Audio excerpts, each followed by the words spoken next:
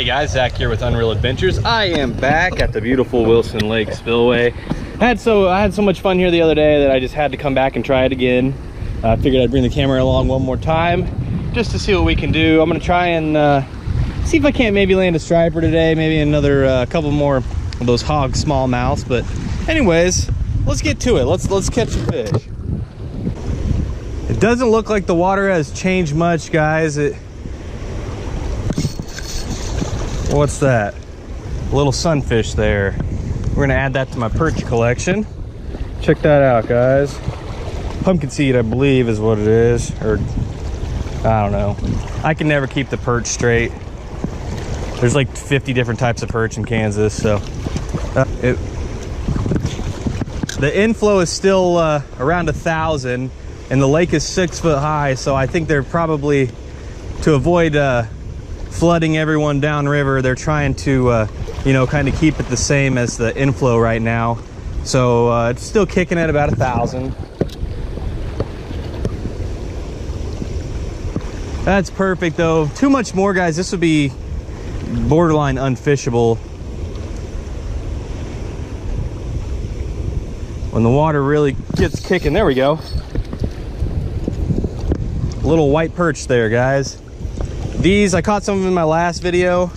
I explained when I was making the video, but it didn't actually make the cut. These white perch are actually a nuisance species. They should be taken out of the water. You can tell it's a white perch by looking at it. You see it doesn't have the black lines like a regular white bass. They're pretty much the same as white bass. They taste great. You can take them home and eat them, but do not transport them live. They are a nuisance species. It is actually illegal to transport those fish because they do not want them getting in to any other waters. They are in several waters around Kansas, not all of them, but they just kind of, they breed heavily. They don't get big. They usually get around, you know, 12 or 13 inches, and they just decimate bait fish. And they breed with the regular white bass, which causes them to basically have stunted growth. So they're bad news. So if you catch them, either kill them, take them home and eat them. I wouldn't recommend releasing them, and I wouldn't recommend transporting them live. But to each their own.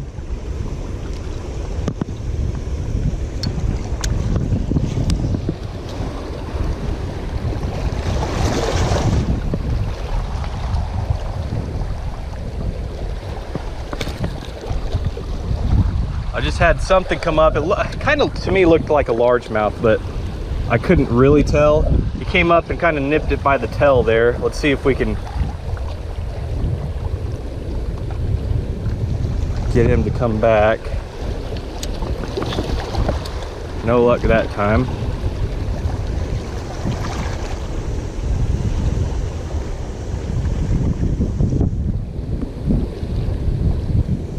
Got him that time. What do we got here? Looks like another white perch. See what I mean, guys? These guys are very populous here. They are fun. They put up a pretty good fight, especially in current or open water. I caught him so close to the bank I didn't get a good chance to really fight him. He just kind of came right on up, but yeah, same story.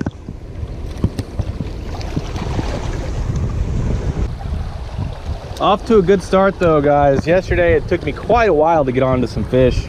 I think I was down here a couple hours before I even caught one. I really had to figure out the pattern. I don't fish down here a whole lot. They're not usually releasing great water because western Kansas usually doesn't get that much water. So I really had to, like I said, figure out what they were doing, how they were relating to all the structure. And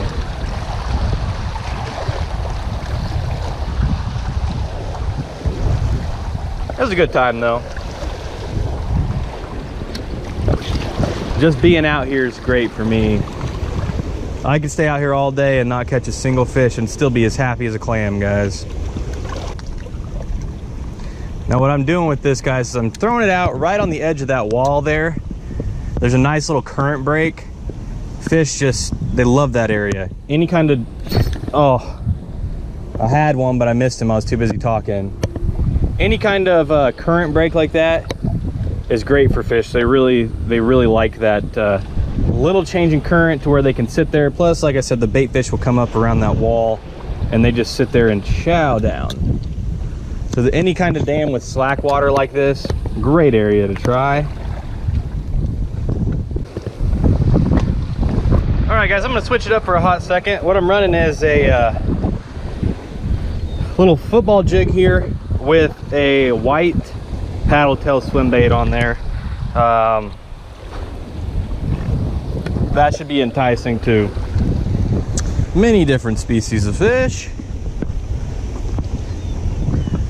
When you're at a spillway like this, personally, I find it's best not to target a single fish, because this is like the gathering of all fish. Like any fish in the river, any fish in the lake, they get flushed out into here. They're all up here. So there's a lot of fish up here. If you just try and target one fish, you're gonna have a hard time locating them, finding them. And in the lake, they have patterns. It's a little bit easier to, you know, locate them. But when you're out here, it's best to use like a multi-purpose lure. At least that's what I find. You guys can do whatever you want. Don't let me tell you what to do. I just speaking from personal experience.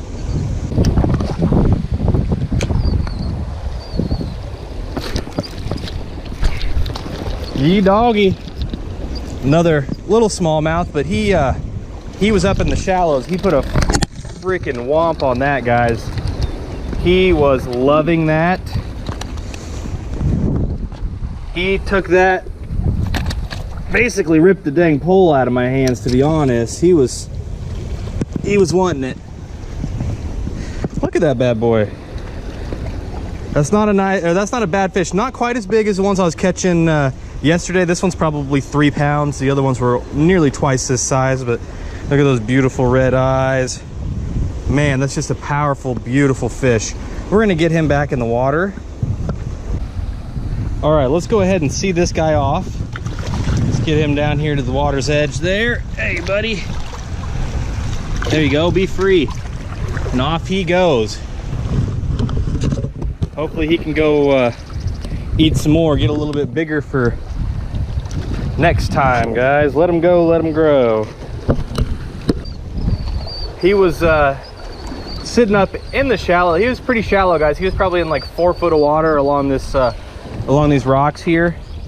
I'm assuming that the reason I caught him out in the deep water the other day was because it had already like got hot. You know, the sun had been up for a while. Today it's still fairly early. It's still cool. The sun isn't really beaten down just yet. So they're gonna be up in the shallows. They're gonna be feeding actively in the shallows. Generally, that's why it's best to fish when it starts getting hot in the mornings or in the evenings, because that's when they really come up and start feeding. You know, in the dead heat of the summer, you got to chase them deep. They like to get down in that cool water, get out of the sun, and I don't blame them. To be honest, I'm half tempted to jump in this water right now myself and get out of this sun. And it's, oh.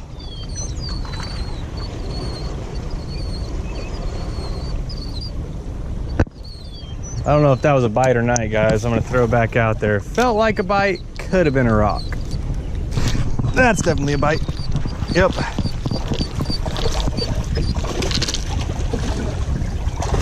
Another little smallmouth here, guys. They are digging this swim bait jig combo today. I don't know why they're liking that so much, but I tell you what, I'm on a very big rock that's very unstable. I need to...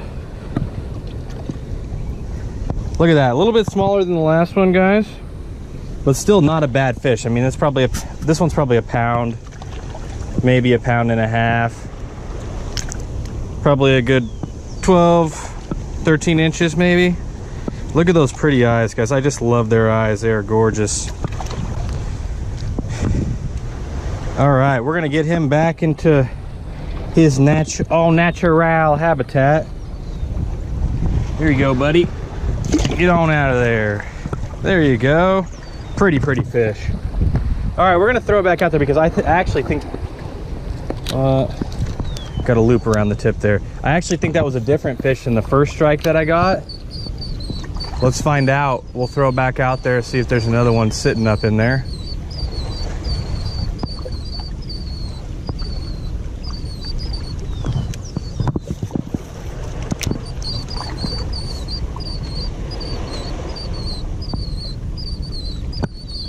I'll tell you what, guys, this spillway is smallmouth haven. I've never caught this many smallmouths in one place before.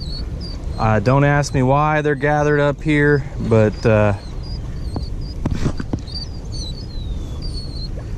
definitely felt like another fish there.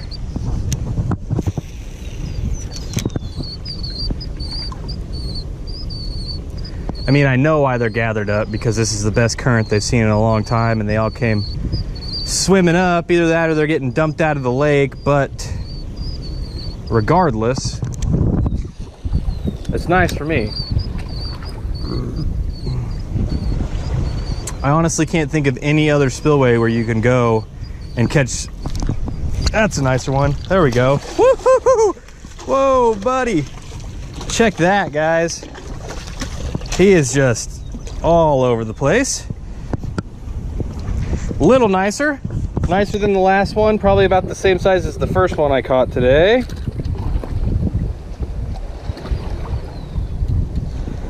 Now that I got a hand in his mouth here, let you get a view at him. Look at his fin, guys. He got a chomp taken out of him there, right here. See, he's missing half his little fin there, like Nemo. What's up, Nemo? I will name you Nemo. That's a good looking fish, guys. Probably I don't know, 1.5 pounds again, 2 pounds maybe.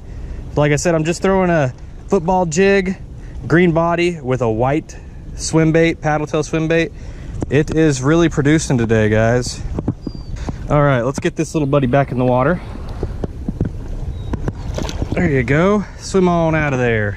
And he's off to the races. I honestly don't know why they weren't eating that little jig.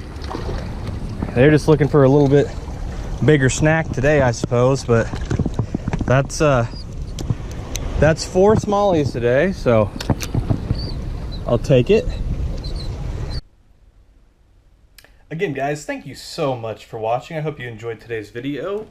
I have some really cool stuff coming up. Hopefully going to get back in the creek, get some largemouth, some crappie. We had like 10 inches of rain a couple weeks ago. The water's just now coming back down, clearing up a little bit, so I should be able to get in there and get some for you guys. If you liked the video, go ahead and subscribe. Follow along on Instagram at _reel, REEL_adventures. Check out some of my other videos. You know, they might be up here or over here. I don't know. I haven't made the video yet. I don't know where they're going to be at, but I don't know. Stay tuned. I got some really interesting stuff coming up. So, again, thank you guys so much. And remember, it's always a good day to fish.